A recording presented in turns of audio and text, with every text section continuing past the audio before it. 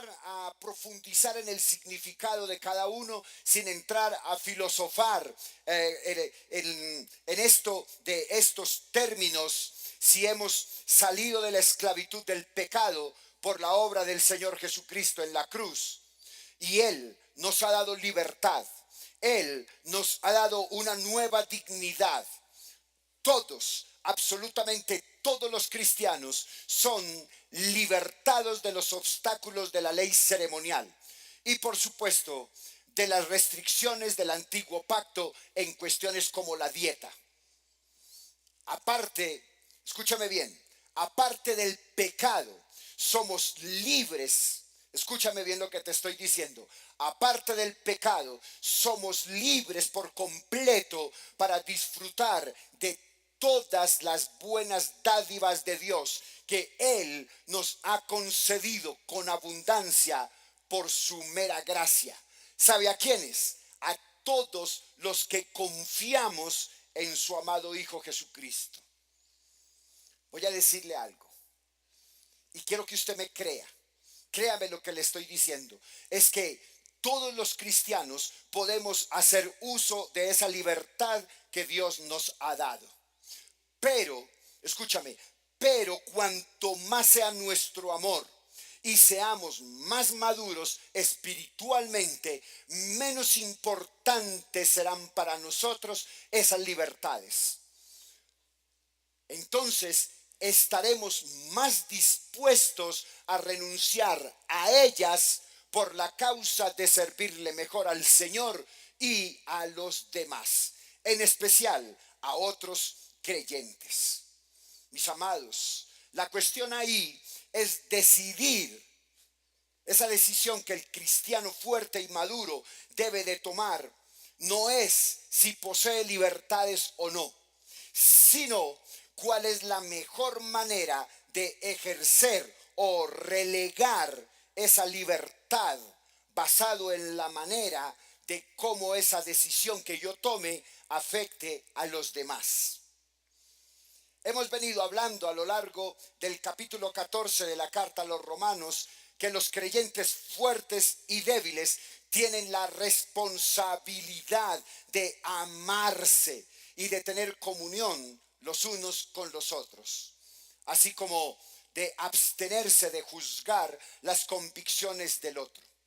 Un escritor exégeta llamado John MacArthur, él dice al respecto de esto: nuestra libertad cristiana es vertical delante de Dios, pero el ejercicio de esa libertad es horizontal. ¿Sabe por qué? Porque esa libertad que yo ejerzo es visto por otros y les puede afectar positiva o negativamente.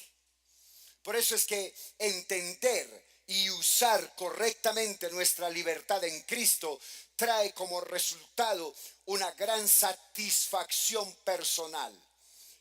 Pero, escúchame, esa satisfacción se multiplica cuando por voluntad propia, no porque los demás me lo digan, sino por voluntad propia, renunciamos al ejercicio de algunas libertades por el bien de algunos creyentes. Mis amados, cuando es un ejercicio de la libertad, eso agrada grandemente a Dios y fomenta la armonía dentro de la iglesia del Señor Jesucristo.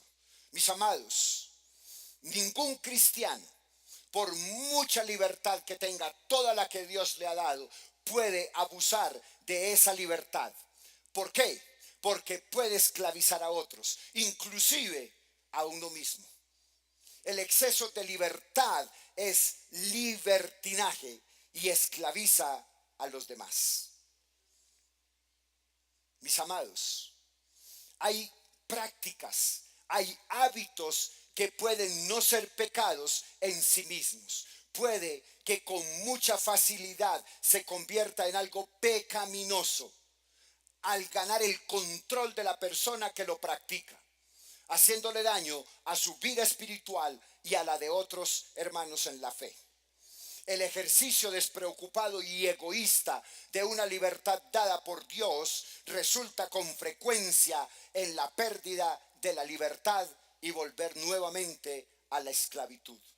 La Biblia dice por allá en alguna parte en el Nuevo Testamento, como libres, pero no como los que tienen la libertad como pretexto para hacer el mal, sino como verdaderos siervos de Dios.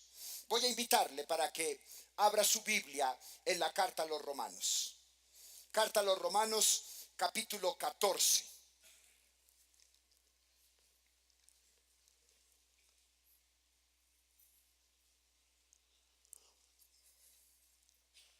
Carta a los Romanos, capítulo 14, ya lo tenemos todos. ¿Cuántos dicen amén? Capítulo 3, capítulo 14, y vamos a leer el verso 13. Así que ya no nos juzguemos más los unos a los otros, sino más bien decidid no poner tropiezo u ocasión de caer a un hermano. Ahora quiero invitarle para que lo leamos todos juntos conmigo a la voz de tres. Capítulo 14 de la carta a los Romanos, verso 13, a la voz de tres. 3. Así que ya no nos juzguemos más los unos a los otros, sino más bien decidir no poner tropiezo u ocasión de caer a un hermano. Que Dios bendiga su palabra y que todos nuestros pensamientos vayan cautivos a la obediencia a Cristo. Y la iglesia dice conmigo, amén y amén. Mis amados, el uso adecuado de la libertad que Dios da por su gracia nos convierte en piedras vivas o en piedras de tropiezo. ¿Puede repetirme lo que acabé de decir? Tranquila, va bien, yo te voy ayudando, yo te soplo. El exceso de la libertad que Dios nos ha dado por su gracia nos convierte en piedras vivas o piedras de tropiezo. Dale. Por su gracia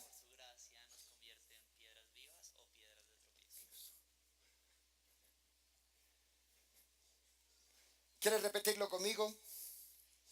El uso adecuado de la libertad que Dios por su gracia nos ha dado nos convierte en piedras vivas o en piedras de tropiezo.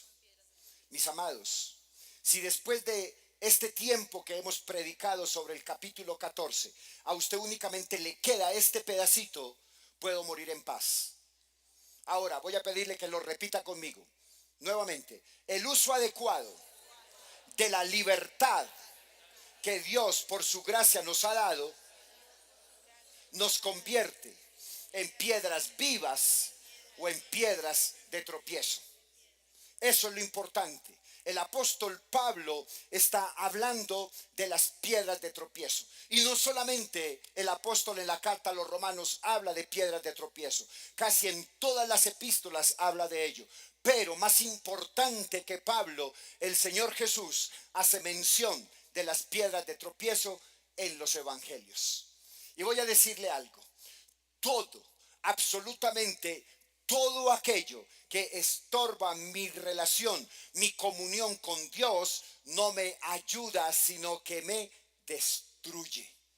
Por eso es importante dentro del marco de nuestro desarrollo como cristianos que reconozcamos quién o quiénes me sirven de estorbo para mi vida espiritual. Pero sobre todo que tomemos la decisión o de apartarnos de ellos o que seamos sabios en las decisiones que tengamos que tomar. Mis amados, mire, voy a decirle algo. A nadie le gusta estar aburrido solo. A nadie le gusta estar mal solo. A nadie, vuelvo y repito, a nadie le gusta estar mal solo. Siempre quiere tener a otros que estén igual o peor que él. A nadie, absolutamente a nadie, gracias a nadie le gusta pecar solo. A nadie le gusta enfriarse solo. Ahora sí me escucha mejor, ¿verdad? Más fijo. Siempre queremos transmitir nuestro enfriamiento o nuestro distanciamiento de Dios a los demás. Y yo no entiendo por qué. Mira, la verdad no entiendo cuál es la razón por la cual siempre que nosotros nos distanciamos de Dios, cuando nosotros expresamos nuestro desamor a Dios, contagiamos a otros. Eso es como una manzana podrida. Siempre los contagiamos y los llevamos a enfriarnos. La palabra de Dios dice en el Evangelio de Lucas, en el capítulo 17. Mira, es imposible que no vengan tropiezos, mas hay de aquel por quien vienen. Mis amados, nuestra prioridad en la vida tiene que ser el Señor Jesucristo. Es Él el que me lleva a hacer su voluntad. Es Él el que me motiva para que nos pueda ir bien. Cuando Satanás no quiere que tú cumplas la misión a la que Dios te ha llamado, entonces te pone todas las piedras, y no piedras vivas, acomoda todas las piedras que sean posibles para poder truncar la tarea de buscar verdaderamente al Señor Jesucristo. Mi amado, mi mente, mi corazón tienen que estar siempre enfocados en el Señor Jesucristo, no en los hombres. Es Cristo Jesús mi centro, es Cristo Jesús mi visión, es Cristo Jesús mi misión, es Cristo Jesús la razón de ser, la razón de vivir. Es el Señor Jesucristo quien produce en mí la paz, el gozo, la alegría, la salvación de hacer conforme Él quiera en cada uno de nosotros. Pero entonces usted puede preguntarse, ¿hay piedras de tropiezo en la iglesia? Sí, sí. Entonces vamos a identificar cuáles son esas piedras de tropiezo. Quiero contarles cuáles son las piedras de tropiezo para que usted evalúe, para que usted analice. Y voy a arrancar con la primera. Mire, cuando alguien viene donde usted y le dice, Dios me dijo que te dijera, dígale, ¿y por qué se lo dijo a usted si yo no estoy bravo con él? Que me lo diga a mí. Esa es la primera piedra de tropiezo más grave de la iglesia cristiana. Cuando alguien viene y le dice, creyéndose con autoridad para manipular y manejar la palabra de Dios, viene y le dice, Dios me dijo que te dijera. Cuando a mí alguien me dice eso, Dios me dijo que te dijera, yo le digo, vaya, dígale que me lo diga a mí, porque yo no estoy bravo con él. Y hasta donde yo conozco en la palabra de Dios, Dios Jehová de los ejércitos no necesita intermediarios para hablarme, ¿verdad? ¿Estamos de acuerdo en eso? Bien, todo aquello que me desvía del camino de Dios es una piedra de tropiezo. Lo que me impulse a no hacer su voluntad, lo que me cause desánimo de seguir al Señor Jesucristo, lo que me hace perder la fe en Dios, todo aquello que me hace enfriarme espiritualmente. Esas personas que me impulsan a hacer lo que es desagradable a nuestro Dios. Ahora bien, ¿cómo podemos reconocer a aquellas personas que en mi vida están siendo tropezadero?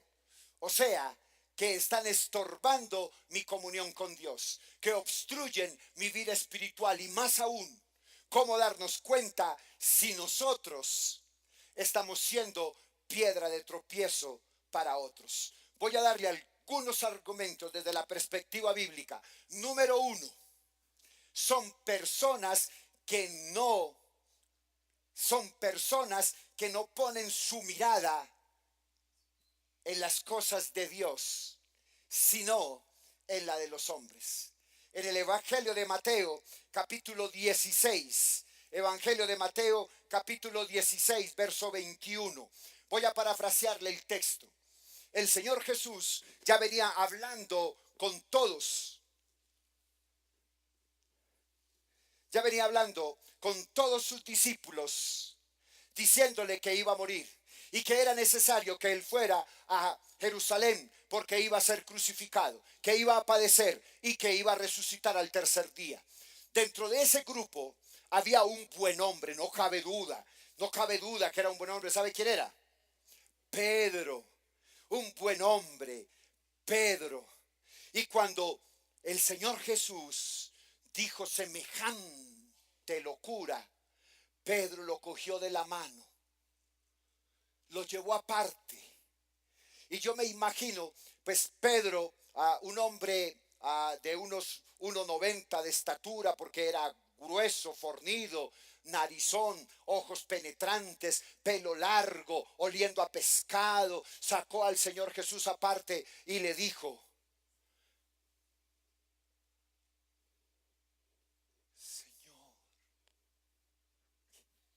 Señor, ten compasión de ti. Y me imagino que se le venían las lágrimas. Y continúa diciendo: en ninguna manera esto te acontezca.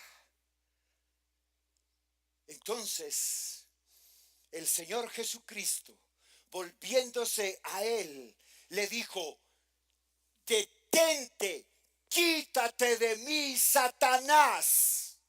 ¿Sabes por qué? Porque me eres tropiezo, porque no pones la mira en las cosas de Dios, sino en la de los hombres. Mi amado, Jesús tenía un propósito claro. Jesús tenía un propósito eterno para hacer todo lo que fuera necesario para salvar a la humanidad.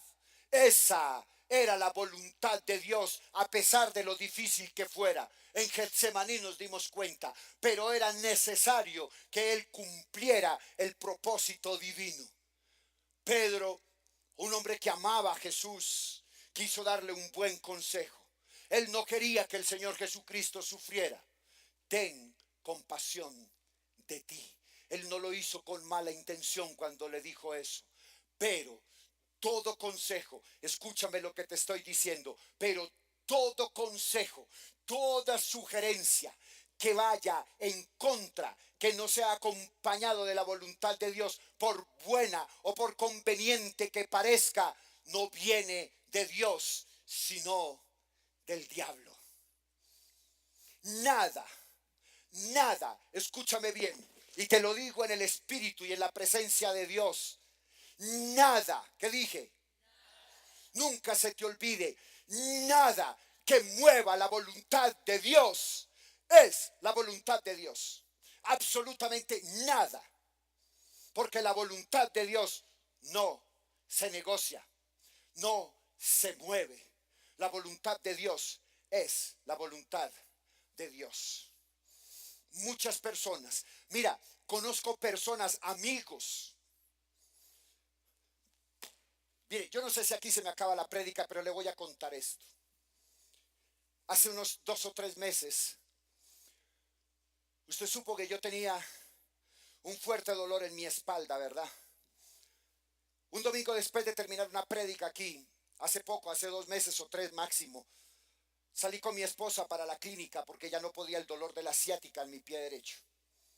Cuando llegamos me hicieron los exámenes, pensaron que era una vena que se me había estrangulado, me tomaron una cantidad de exámenes, me hospitalizaron y el día lunes al mediodía fue el médico, al mediodía me mandaron a tomarme una resonancia magnética. Cuando por la tarde entregaron el CD, fue el médico y me dijo: señor César, quiero decirle que mañana lo opero.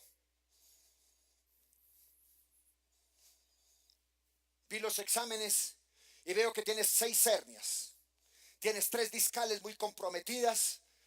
Eso es lo que está aprisionando el nervio ciático y yo necesito organizar eso. Mañana te opero. Y yo le digo: espera un momento, doctor. Estaban en ese momento otras 2 personas conmigo. Y yo le dije: doctor, yo no me puedo operar hoy, ni mañana. Porque usted me opera mañana y son 2 meses de incapacidad aquí en este cuarto. Y me dijo: sí, tienes razón. Y yo le dije: yo soy pastor evangélico. Tengo una comunidad de más o menos 500 personas. Y yo no puedo operarme mañana y el domingo, ¿cómo hacemos para predicar? ¿Cómo le explico a la gente que tengo una situación en mi espalda y que usted me tenía que operar de urgencia? Pero tengo que hacerlo, me dijo. Y le dije: pero yo no puedo, porque tengo una responsabilidad delante de Dios. El man se enojó y me dijo, entonces usted se da de alta. Y dije, pues yo me doy de alta. Y firmé el documento donde yo me daba de alta. Juanita conoció a un médico que la vio, no sé, si, yo no sé, bueno, no era, la hermana de Juanita, Cure Hakim se llama el hombre, me dio la cita y cuando él vio los mismos exámenes que el médico vio, me preguntó, ¿tú qué haces? Y le dije, soy pastor evangélico. Y él me dijo, ¿y cómo están tus niveles de estrés? Y yo le dije, pues como chicaneando, oh. Y él llegó y me dijo, ¿y dónde está tu fe?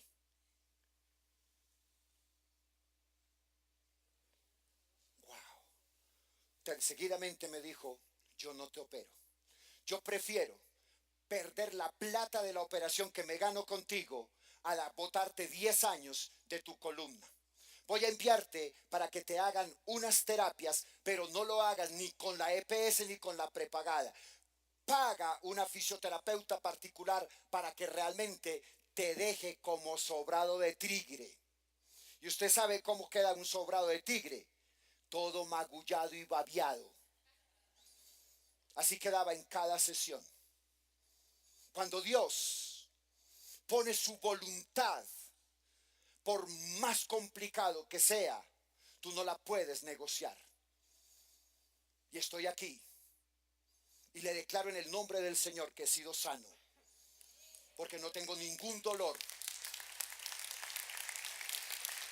Muchas personas, familiares, amigos. Ahora aclaro, no quiere decir que no esté propenso. Tengo que seguirme cuidando, hacer los ejercicios que me mandó la fisioterapeuta, porque yo declaro que he sido sano en el nombre del Señor. Pero si soy irresponsable, vuelve y juega. Entonces, para que quede eso claro, ¿ok? Muchas personas que nos quieren, personas que nos aman, familiares y amigos, van a tratar de convencernos que no hay necesidad de hacer tantos sacrificios para seguir a Cristo. Ten compasión de ti. ¿Cuánto no usted se acuerda que la gente le dice, ten compasión de ti? Te dicen, mira, tú trabajas toda la semana. El jueves, ¿cómo vas a ir a servir como ujier? ¿Cómo vas a ir a orar el domingo? ¿Cómo vas a ir el domingo a servir? ¿Cómo vas a ir el domingo a saludar? Ese es tu único día de descanso. Te van a decir, ¿y por qué ayunas? Mira, te va a dar gastritis. ¿Por qué también te dicen algunos? Esto sí es típico. Hermano, no des tu ofrenda. ¿Cómo se te ocurre? No des tu ofrenda porque ese dinero después te va a hacer falta. Y Dios sabe que tú tienes necesidades.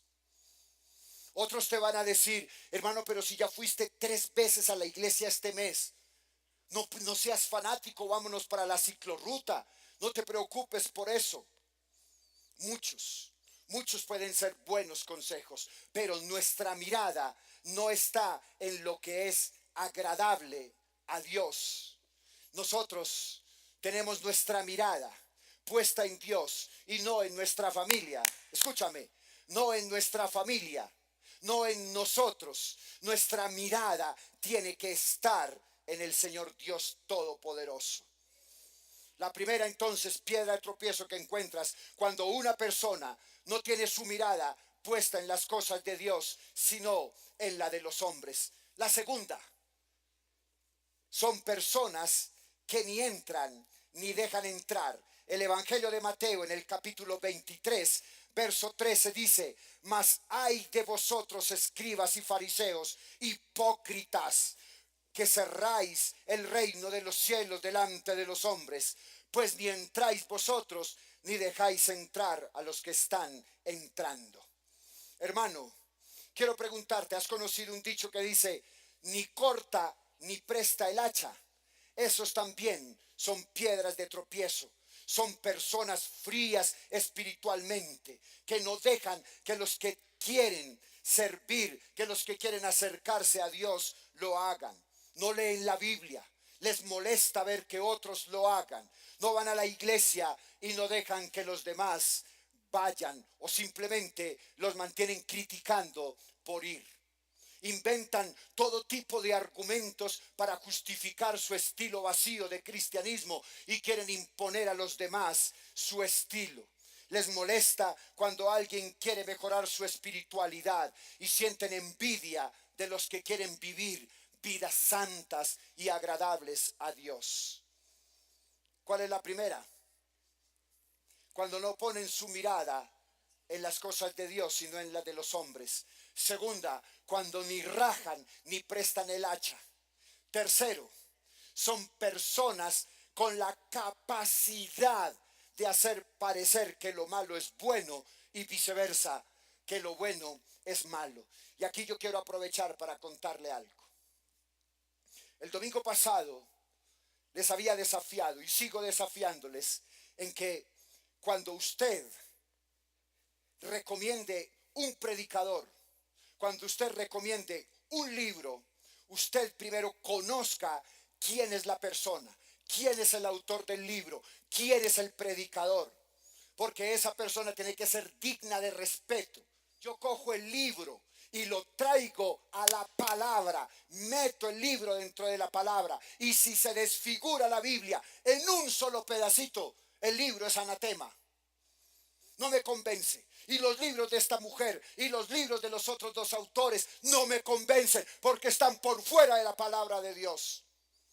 Puede que sean muy motivacionales, es verdad. Puede que te digan que Dios está al servicio tuyo y que Dios te dará todo lo que tú le pidas, pero si no es conforme a la voluntad de Dios y de su palabra, es un engaño, es una mentira y seguirá siendo un libro mentiroso y acomodado a la palabra de Dios.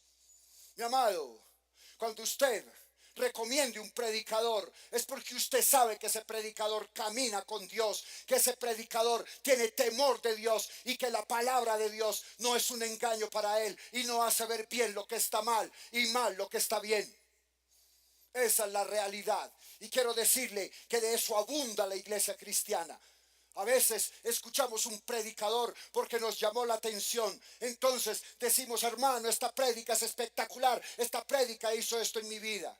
Y resulta que el tema estaba enfocado por fuera de la exégesis del texto. Eso es ser piedra de tropiezo. Mira lo que dice el libro de Isaías en el capítulo 5, en el verso 20. Ay de los que a lo malo dicen bueno y a lo bueno malo, que hacen de la luz tinieblas y de las tinieblas luz, que ponen lo amargo por dulce y lo dulce por amargo. Libros como esos autores nos llevan a ver a Dios de otra manera.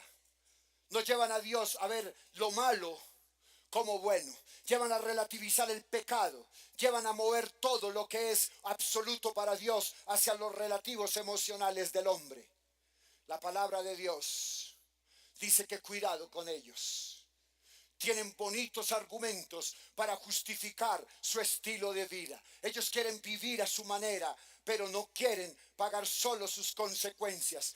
Por eso es que ellos tratan de convencer a otros de vivir como ellos. Son personas que siempre utilizan algunas frases como estas. La carne es débil. Y Dios sabe que tú y yo vamos a fallar.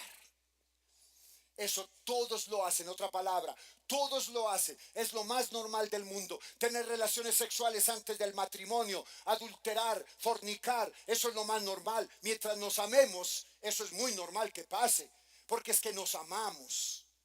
Otra frase, de vez en cuando no es malo. Usted no ha escuchado el dicho que dice, una vez al año no hace daño, y creo que hay una película también. Una vez al año no hace daño. Muchos lo utilizan. Algunos dicen, lo malo es el exceso. Otros dicen, Dios es amor. Comamos y bebamos y mañana nos arrepentimos. Otros dicen, es que lo que está mal hay que saberlo hacer bien. Otros dicen, hay que probar de todo. Entonces yo me voy a morir sin probar algunas cosas. Yo no como piña. No. Porque si me como un pedacito de piña me muero. Soy alérgico a la piña, imagínate.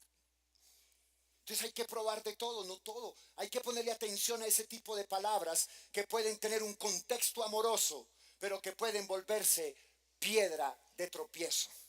Hermano, otros dicen, no es pecado si se hacen las cosas por amor y con amor. Póngale amor a todo y todo lo pasa a Dios. ¿Cuál es la primera? No ponen la mirada en las cosas de arriba, sino en las de la tierra. Número 2, son personas que ni rajan ni prestan el hacha. Número 3, son personas con la capacidad manipuladora de hacer ver lo malo como bueno y viceversa. Voy a darle el número 4. Son personas insensibles que tienen la conciencia cauterizadas. Son insensibles con la conciencia de los demás. La palabra de Dios dice en la primera a los Corintios, en el capítulo 8, en el verso 9, pero mirad que esta libertad vuestra no venga a ser tropezadero para los débiles, porque si alguno te ve a ti, que tienes conocimiento, sentado a la mesa en un lugar de ídolos, la conciencia de aquel que es débil no será estimulada a comer de lo sacrificado a los ídolos. Y por el conocimiento tuyo se perderá el hermano débil, porque Cristo murió. De esta manera, pecando contra los hermanos e hiriendo su débil conciencia contra Cristo, pecáis. Por lo cual, si la comida le es a mi hermano ocasión de caer, no comeré carne jamás para no poner tropiezo a mi hermano. Vea, hermano, durante todo este mes les he compartido el capítulo 14. Les he dado ideas de juzgar o no juzgar. He ahí el problema. Y también le contaba muchas cosas acerca de la comida. Y yo quiero decirle algo. Quiero que usted escuche bien lo que le voy a decir. Yo muero por los frijoles. Uf, me encantan los frijoles. Con pezuña. Una buena pezuñita bien blandita. Con los frijoles bien caladitos. Apágame el piano un momentico. Así, bien delicioso. Y yo me como esos frijoles con un gusto. Pero si usted me invita a almorzar a su casa y hay frijoles y no está la pezuña, yo no digo nada. Me quedo callado. Y si usted me dice, pastor, es que nosotros no comemos pezuña porque creemos que la carne de cerdo es mala porque la Biblia lo dice, yo le digo, amén, hermano. Porque yo no voy a ser tropezadero para él. No voy a entrar a discutir si la carne de cerdo o no es buena o mala para el organismo. Lo único que yo sé es que no voy a ser piedra de tropiezo para ese hermano. Hijitos, mire, yo tengo un carrito. Bueno, tengo un carro. Carrito tiene Matías. Yo tengo un carro. Y cuando un amigo se sube a mi carro, pues yo tengo música, la música que a mí me gusta oír cuando voy de camino a mi casa. Y si sube un hermano y en el carro me dice, uy, pastor, usted escucha esa música de Vicente Fernández. Y yo le digo, hermano, ¿no le gusta? Y me dice, pastor, no, yo apago el radio. Ahí mismo apago el radio. Pero cuando ese man se baje, yo le pongo todo el volumen. Porque yo no voy a ser piedra de tropiezo para ese hermano. Hermano, nos hemos puesto a pensar cuánta cantidad de personas ya no vienen a la iglesia o no quieren nada con Cristo por causa de que muchos somos tropezaderos por no tener cuidado con nuestras acciones, con nuestras palabras, con nuestros actos, con nuestro, ¿cómo se llama eso? Nuestro lenguaje no verbal. Ay, hermano, cantidades de personas pasan eso.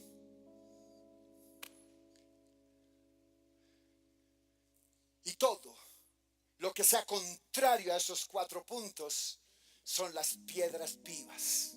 ¿Sabe cuáles son las piedras vivas? La palabra de Dios dice en la primera carta de Pedro, capítulo 2, verso 5. Escúchame bien. Vosotros también, como piedras vivas, sed edificados. ¿Quiénes son? Nosotros. ¿Quién?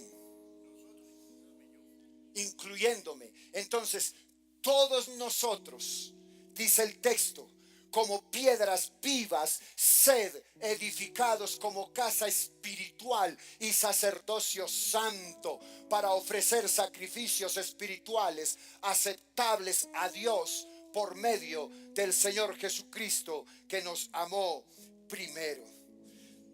Hijitos, nuestro modelo de piedra viva es el Señor Jesucristo. Es la piedra angular sobre la cual todo edificio es edificado.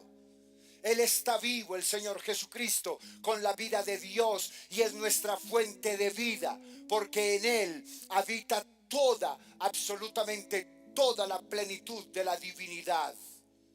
La piedra, una piedra viva, no escoge su lugar, sino que es colocada por el arquitecto de acuerdo a la ubicación prevista en los planos y en sus planes. Estamos vivos. Tú y yo estamos vivos gracias a la vida que recibimos de Él cuando nacimos de nuevo. Como la vid, de la misma manera que la vid transmite su vida a todos los renuevos que brotan en ella, así también nosotros, tú y yo como iglesia, tenemos vida si permanecemos en Él como sarmientos en la vid. Mi amado, nadie, absolutamente nadie es piedra viva en sí mismo, sino para ser utilizado en la edificación del templo que Dios está construyendo para morada suya entre los hombres. La carta a los Efesios, en el capítulo 2, verso 22, dice: en quien vosotros también sois juntamente edificados para morada de Dios en el Espíritu.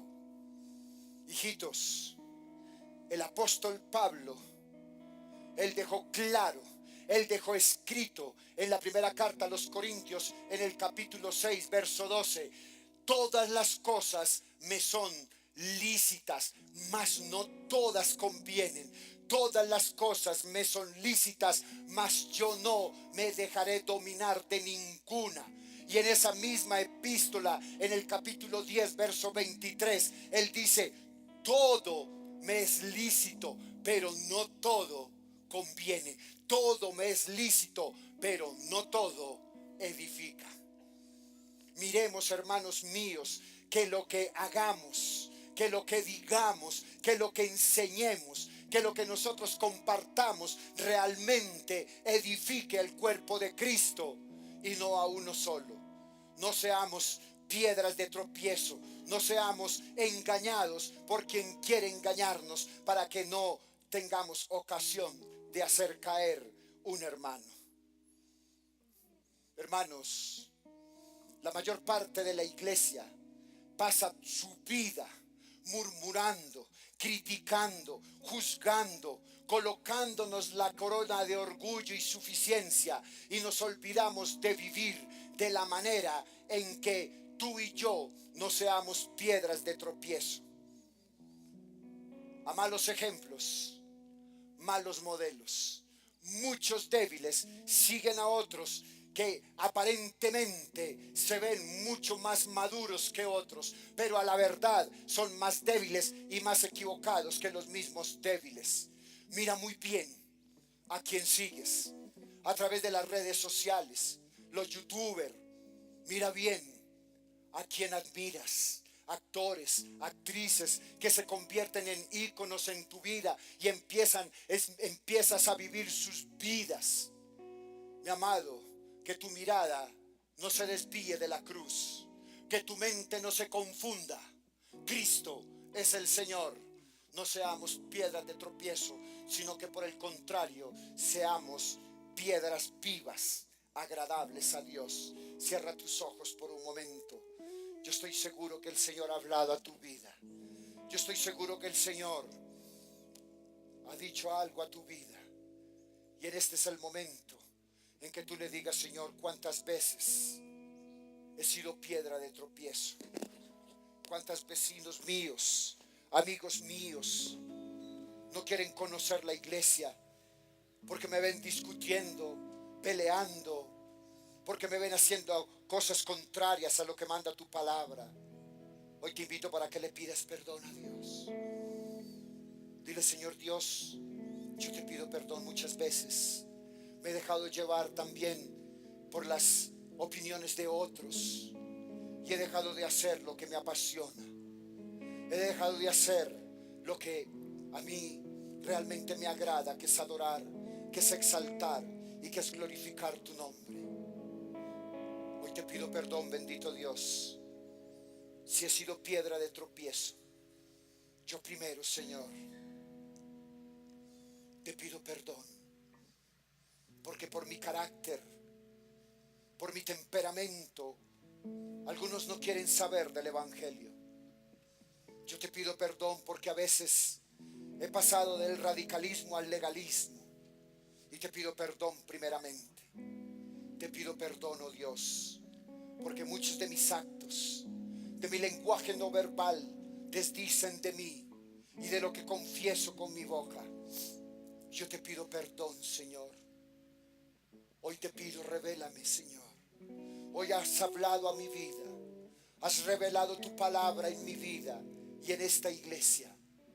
Yo te pido, oh Dios, que tú hagas en mí conforme a tu misericordia. Que tú hagas en tu iglesia conforme a tu misericordia. Que hoy, Señor, yo pueda levantar mis manos ante ti y decirte: Señor, gracias por perdonar mi pecado. Gracias por restaurarme y restaurar mi comunión contigo.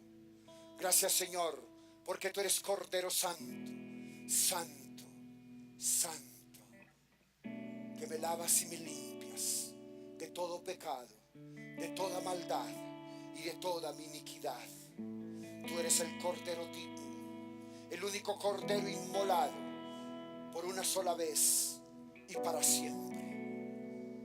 Colócate de pie, iglesia, y adoremos al Señor y démosle gracias por esa revelación que hoy ha dado a la iglesia en este tiempo, y cantémosle todos juntos con gozo y alegría en nuestros corazones.